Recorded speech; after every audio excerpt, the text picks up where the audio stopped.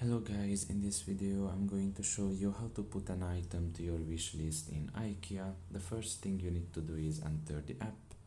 Once you are done with that and you are in the home page, you can just simply find an item in the application. I'm just going to press on a random one here, like this bed for example, and you can check out the details about the item and everything, and if you really like it, you can just add it to your wish list. Now in order to add it to your wish list, you can just look in the top of your right corner and press on the hair symbol there. And now you can just create a list if you don't have one. I'm just going to name it list 1 and press on OK, and now it's going to be saved to that list in your wish list.